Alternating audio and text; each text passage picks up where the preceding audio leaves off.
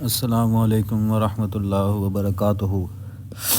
محترم محمد اسعد رحمۃ اللہ علیہ کی وفات 4 رمضان المبارک 1441 ہجری بمطابق 27 اپریل 2020 عیسوی بروز پیر مغرب سے 20 منٹ قبل ہوئی۔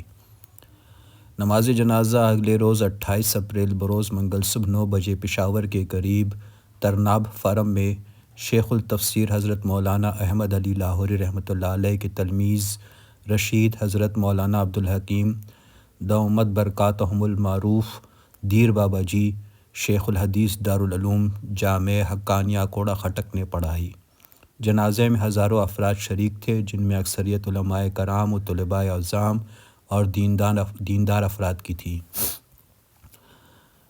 محترم محمد اسعد رحمۃ اللہ علیہ عرصہ دراز سے مختلف بیماریوں میں مبتلا تھے، لیکن پھر بھی بہت سکون سے زندگی گزار رہے تھے۔ وفات کے دن بھی عصر کے وقت وضو کیا اور نماز عصر پڑھی، پھر بیٹھ کر ذکر و اذکار میں مصروف رہے اور بڑے بیٹے حکیم محمد سلیم کے ساتھ اپنے پاؤں اور گھٹنوں کے درد اور کمزوری پر کچھ بات کی۔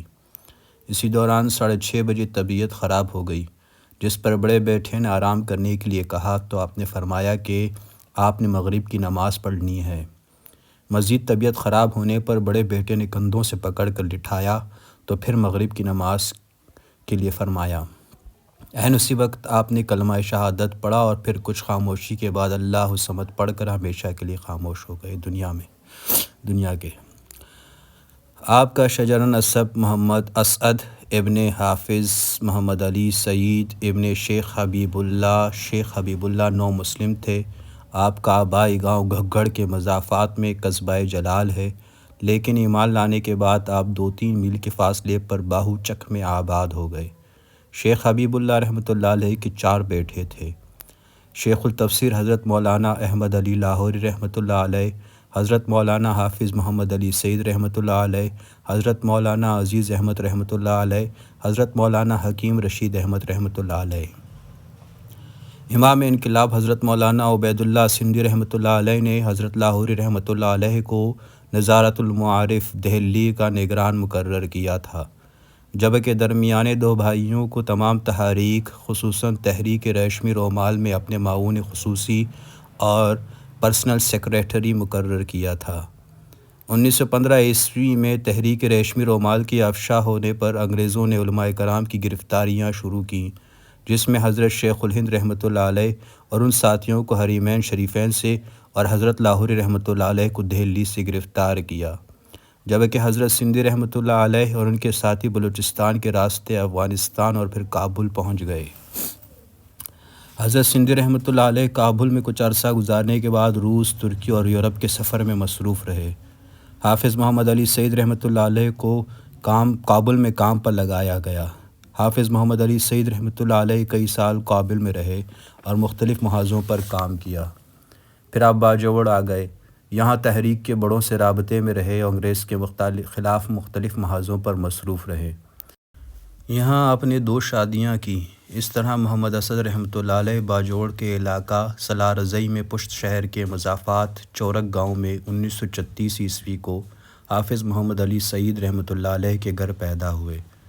حافظ محمد علی سعید رحمۃ اللہ علیہ باجوڑ میں کافی عرصہ گزارنے کے بعد 1952 عیسوی میں پشاور کے قریب گاؤں ترناب فارم میں آباد ہو گئے اور کچھ عرصہ گزارنے کے بعد 1957 عیسوی میں اسی گاؤں میں وفات پا گئے اور اسی گاؤں کے قبرستان میں مدفون ہوئے۔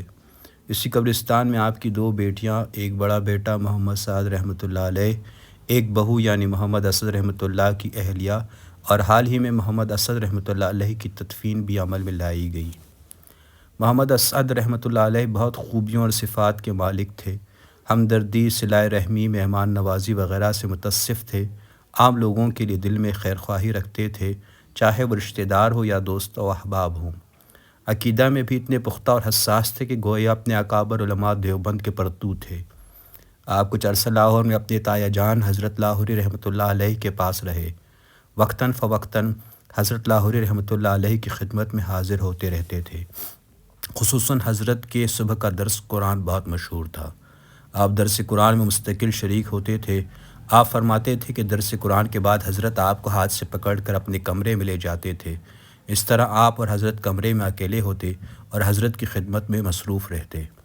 اسی دوران حضرت کے ساتھ ناشتہ بھی ہوتا۔ پہلی مرتبہ جب حضرت کو ہاتھ سے دبانا شروع کیا تو حضرت نے فرمایا نہیں بیٹا پاؤں سے، تو آپ نے ادب کی وجہ سے ایک پاؤں سے دبانا شروع کیا، تو حضرت نے فرمایا کہ دونوں پاؤں سے، تو پھر آپ دونوں پاؤں سے حضرت کے بدن پر پھرتے تھے۔ ایک دفعہ درس قرآن کے بعد کمرے میں بیٹھے ہوئے تھے تو حضرت مسلسل آپ کی طرف دیکھ رہے تھے۔ جب آپ نظر اٹھاتے تو حضرت کو اپنی طرف دیکھتے ہوئے پاتے۔